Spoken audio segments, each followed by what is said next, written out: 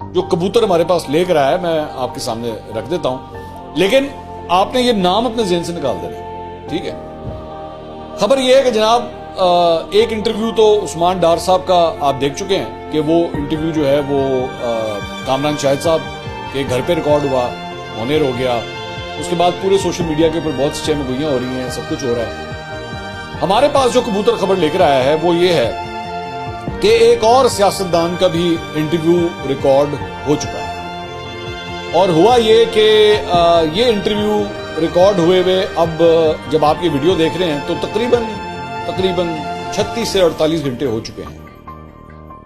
और बताया गया है कि इस मर्तबा घर नहीं बल्कि किसी के घर में नहीं बल्कि दफ्तर लाया गया।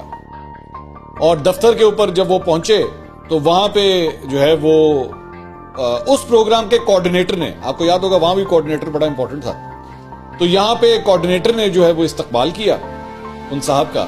वो साहब भी नजर नहीं आ रहे, पिछले कई देर से नजर नहीं आ रहे। फिर उनको कोऑर्डिनेटर साहब जो है वो लेकर गए और ले गए सीधा स्टूडियो के अंदर, जबकि स्टूडियो में नहीं लेके जाना था, एंकर के कमरे में लेके जाना था, लेकिन वो गलती से स्टूडियो में ले गए। अब स्टूडियो में जाके वो साहब बैठ गए। जब वो स्टूडियो में जाके बैठे तो जब स्टूडियो के साथ मसला ये होता है कि उसकी जो फीड होती है ना वो हर जगह जारी होती है, मतलब वो वहां पे जो कंट्रोल रूम होता है वो भी ना देख रहा होता है, साथ ही साथ अगर, और ये सब कुछ इस्लामाबाद में हुआ है, तो वो फीड जो है वो कराची के हेड ऑफिस में भी जारी थी, वहां पे भी नजर आ रहा था। खैर, तो फौरन कोऑर्डिनेटर को ये कहा गया कि भाई उधर नहीं लेके जाना, एंकर के कमरे में लेके जाओ। फिर वो एंकर के कमरे में लेकर गए, वहां पे गए तो इंटरव्यू शुरू होने से पहले ये पता लगा कि उन साहब ने शर्ट भी सही तरह नहीं पहनी हुई थी। फिर उनकी शर्ट सीधी की गई, फिर उनको बिठाया गया, फिर इंटरव्यू रिकॉर्ड हुआ। तो तकरीबन 30 मिनट का इंटरव्यू जो है वो रिकॉर्ड हो गया था, और वो भी कुछ ऐसी ही जो है वो रूट के ऊपर चल रही थी गाड़ी, जिस रूट के ऊपर उस्मान डार साहब की गाड़ी चल रही थी। तो 30 मिनट के इंटरव्यू के बाद सवालात ही समझ नहीं आ रहे थे कि क्या पूछा जाए। तो फिर कुछ बताया भी गया उनको कि ये वाले सवाल कर लें अब, तो फिर वो वाले सवाल कर लिए गए। बहरहाल इंटरव्यू जो है वो रिकॉर्ड हो गया, लेकिन तब तक शायद मैनेजमेंट को नहीं पता था शायद कि इस तरह की कोई वारदात डली है या इस तरह का कोई इंटरव्यू जो है वो रिकॉर्ड हुआ है।